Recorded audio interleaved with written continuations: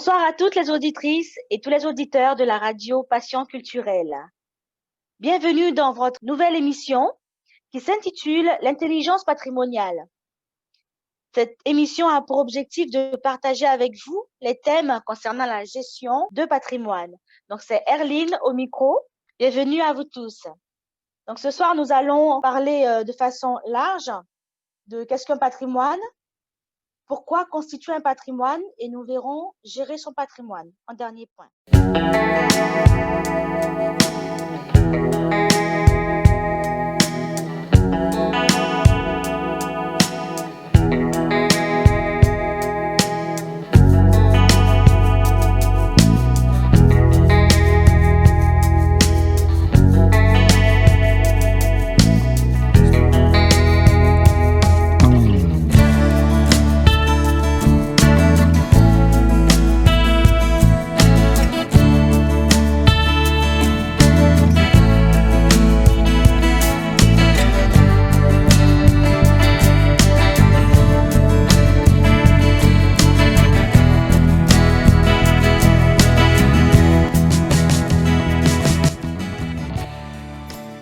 Le mot vient du latin patrimonium, ce qui vient du père.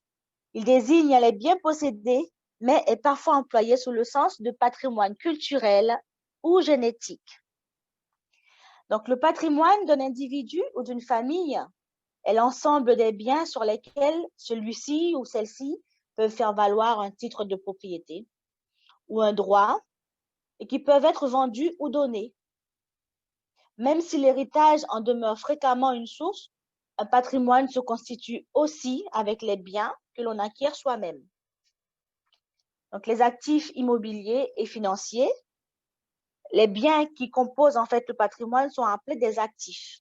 Ce peut être, par exemple, des propriétés foncières ou immobilières, donc des terrains, des logements, des maisons. Ça peut être également des biens professionnels, c'est-à-dire entreprises personnelles, fonds de commerce ou bien charges de profession libérale. Ça peut être également des placements financiers, tels que les dépôts bancaires, des comptes épargne, des actions ou parts de fonds collectifs. On désigne l'ensemble des actifs financiers possédés par quelqu'un par le terme de portefeuille. Donc, c'est-à-dire qu'en banque, quand vous entendez portefeuille, ça peut également faire parler justement des fonds collectifs que possèdent ces personnes. Donc, ça peut être également des meubles, des équipements ménagers, des véhicules. Donc, le patrimoine peut se composer également des objets d'art ou de collection, tels que les personnes qui achètent des voitures de collection et qui laissent ces voitures prendre de la valeur. Donc, ça fait que ça augmente leur patrimoine. Il faut y ajouter aussi des droits tels que les brevets, les droits d'auteur, les droits d'usufruit, les droits à percevoir dans le futur, tels une pension de retraite, obtenue par les cotisations sociales, doivent aussi être considérés comme des éléments complétant le patrimoine d'un individu. On classe souvent ces éléments dans une rubrique hors bilan, mais ils n'en constituent pas moins des éléments à venir d'un patrimoine, à l'instar d'un plan d'épargne retraite individuel. En général, on ne possède pas seulement des biens, on a aussi des dettes. Et souvent, ces dettes servent à acheter un bien pour accroître son patrimoine, comme lorsqu'on effectue un emprunt pour acheter sa résidence principale. Inversement, on peut avoir des obligations. Par exemple, une obligation de verser une pension alimentaire en cas de divorce. Donc, ça fait également partie du patrimoine. Si on ne compte que les biens possédés, on évalue ce qu'on appelle son patrimoine brut. Et si on enlève les dettes et les devoirs, on évalue son patrimoine net, ce qui constitue la véritable mesure de la richesse à un moment donné. C'est-à-dire que tout ce que possède une personne, quand on enlève les dettes et les devoirs, on trouve le patrimoine net. Donc, les biens qui composent le patrimoine sont des biens qu'on appelle des biens durables, dont l'usage se répartit sur une durée supérieure à l'année, c'est-à-dire à 1 an. Donc, ce que vous avez dans votre réfrigérateur ne fait pas partie de votre patrimoine. Par contre, le réfrigérateur, oui, lui, il fait partie du patrimoine. Si tant est qu'il vaut encore quelque chose à la vente et sa valeur vénale, c'est-à-dire sa valeur à la vente, qui va faire partie du patrimoine. C'est-à-dire que si à la vente, votre réfrigérateur, il vaut 100 € alors que vous l'avez acheté à 500, Donc, c'est 100 € qui fait partie de votre patrimoine. En effet, la valeur d'un patrimoine est celle du prix de marché à l'instant donné des biens qui le composent. Des hausses de prix sur l'immobilier ou sur les cours des actions contribuent à augmenter du patrimoine des ménages qui en possèdent. Et inversement, si les prix baissent. Cela suppose tout simplement que vous achetez une maison, admettons, il y a 20 ans, qui valait 100 000 francs. Et aujourd'hui, cette maison, admettons qu'elle est dans Paris, un appartement plutôt dans Paris, coûte 10 millions. Ce qui veut dire qu'à l'instant T où vous vendez cette maison, sa valeur, c'est 10 millions. Donc, c'est cette valeur de 10 millions qui rentre dans votre patrimoine. Donc là, nous allons prendre une petite pause et nous reviendrons tout de suite. Donc, le deuxième point que nous allons voir, c'est pourquoi constituer un patrimoine. À tout de suite.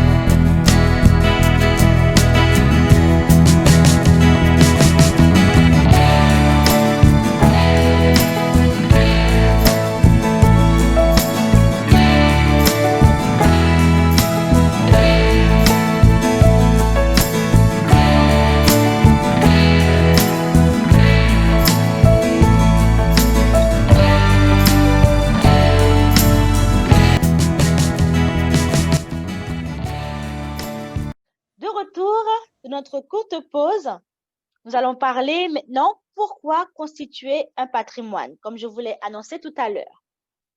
Donc, pourquoi constituer un patrimoine? Nous sommes tous aujourd'hui confrontés à une série d'incertitudes, surtout à l'instant actuel, qui nous poussent, riches ou moins riches, à nous constituer un patrimoine pour faire face aux incertitudes, financer tout particulièrement notre retraite et pour transmettre un certain capital aux générations futures. Donc, chacun d'entre nous a ses propres motivations, ses propres besoins et ses propres contraintes. Aussi, est-il utile de se poser un certain nombre de questions personnelles qui permettent de clarifier cette perspective, sinon d'établir une stratégie patrimoniale. Donc, tous les conseillers avec leurs clients mettent en place une stratégie patrimoniale avec ses clients en fonction de leurs besoins et leurs objectifs. Donc, quels sont les objectifs du patrimoine que l'on cherche à constituer? Cela peut être la satisfaction d'un besoin de logement ou de résidence, la recherche de revenus à plus ou moins long terme, une plus grande sécurité financière pour soi-même ou pour un membre de sa famille, incluant ou non une transmission. Ça peut être l'installation de ses enfants, un objectif fiscal ou un peu tout cela à la fois.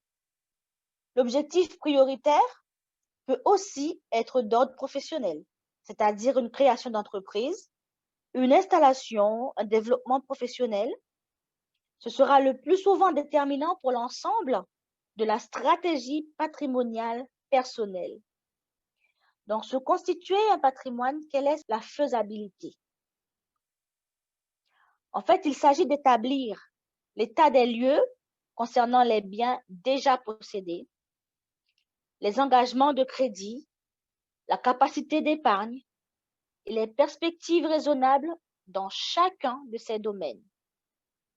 Donc, il s'agit aussi bien de cerner son profil personnel en ce qui concerne son niveau d'acceptation ou d'aversion au risque et vis-à-vis de l'indisponibilité de ses investissements. Ce n'est qu'après avoir répondu à l'ensemble de ces questions qu'un particulier peut réfléchir aux moyens, c'est-à-dire à la façon de constituer un patrimoine répondant aux objectifs que l'on vise. Donc, cela veut dire tout simplement que chaque personne doit savoir dans quel but précis elle veut développer son patrimoine. Et c'est à partir de la réponse à ces questions qu'elle saura, ou se faire accompagner par un conseiller, qu'ils sauront quelles solutions mettre en avant pour permettre à cette personne de pouvoir constituer son patrimoine en fonction de ses objectifs. Donc, il y a 3 moyens principaux de constitution d'un patrimoine. D'abord, on a la transmission, et sont symétriques l'héritage, c'est-à-dire hériter d'un parent ou d'un proche, ou de n'importe qui d'ailleurs, souvent de fait le plus important. Donc, la deuxième façon de constituer un patrimoine, c'est son épargne personnelle. Donc, c'est tous les mois, on met de côté, que ce soit sur une assurance vie, que ce soit sur une assurance retraite, que ce soit sur des produits d'épargne, les produits bancaires ou son compte en banque, tout simplement. Et la dernière façon de constituer un patrimoine, c'est l'endettement, qui peuvent être indispensables pour réaliser un investissement professionnel ou immobilier et qui peuvent être également utiles pour certains investissements financiers, tels que par exemple, nous le verrons par la suite, pour acheter de la SCPI, ce qu'on appelle de la pierre papier, que je développerai dans une émission prochainement. Il est probable que les clients fassent des crédits pour pouvoir financer ces parts de SCPI. Donc, une bonne gestion patrimoniale visera à bien combiner ces facteurs en fonction de sa situation et de ses objectifs et à maîtriser ensemble choix d'épargne, de crédit et d'investissement. Nous allons prendre une courte pause pour l'instant. À mon retour, nous parlerons de gérer son patrimoine.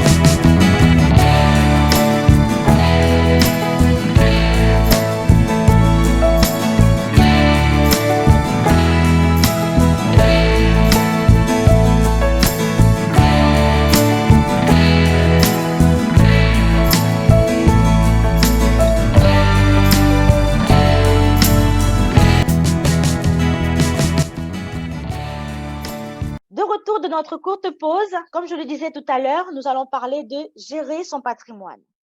Donc, la gestion de patrimoine sollicite les prestations de divers spécialistes. Il faut savoir que le notaire, spécialiste du droit civil, l'expert comptable, le banquier, les avocats fiscalistes, les gérants de portefeuille, voire les gestionnaires de fortune. Un patrimoine se gère un peu comme une micro-entreprise avec son actif et son passif, avec ses revenus et ses charges. L'objectif est de le faire fructifier au fil des ans. Chacun des postes doit être suivi et pris en compte, c'est-à-dire les charges inhérentes à une acquisition, la fiscalité, les remboursements d'emprunts. Il s'agit en même temps de réaliser une diversification des biens, si on le peut, compte tenu de ses moyens. Cela suppose tout simplement, quand on parle de gestion de patrimoine, les conseillers, en tout cas tout ce beau monde que j'ai cité au début, c'est-à-dire les notaires, les spécialistes du droit, les experts comptables, le gestionnaire de fortune, tout cela, ils placent dans la stratégie patrimoniale le fait de diversifier le patrimoine du client. C'est-à-dire qu'ils placent la gestion de fortune au niveau de l'immobilier, les produits financiers, tout ce qui concerne la bourse et ainsi de suite, les assurances vie, tout ça.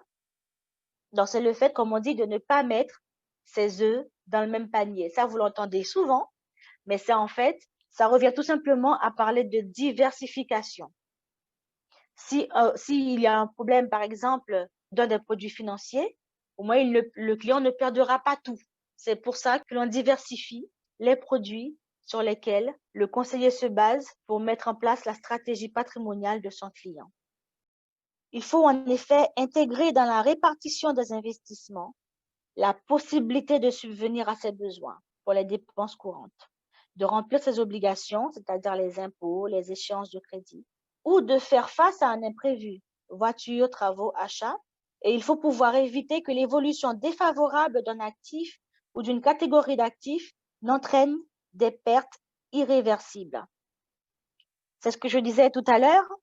Le conseiller doit faire en sorte que son client puisse investir sur plusieurs produits, doit diversifier pour ne pas le mettre en difficulté. Et le client également doit toujours garder ce qu'on appelle une épargne de secours en cas de besoin. Parce qu'en cas d'urgence, il ne pourra pas vendre ses biens, en tout cas pas tous les biens, ou pas de suite, il ne pourra pas rentrer dans ses fonds de suite. Donc, il faut qu'il garde sur un compte, en tout cas sur des comptes, de l'épargne d'urgence, de l'épargne de secours. Et pour cela, l'aide d'un conseiller est souvent indispensable. Les solutions patrimoniales étant assez larges et complexes, un objectif important est de réaliser, si on le peut, compte tenu de ses moyens, une certaine diversification avec une capacité financière relativement faible.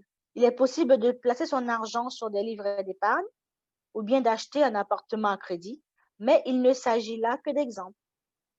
Donc, les classes d'actifs sont multiples et à chaque cas est différent en fonction de la situation familiale, des objectifs et de la connaissance de l'investisseur dans tel et tel domaine.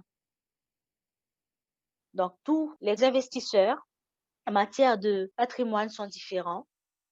Et donc, les conseils également sont différents.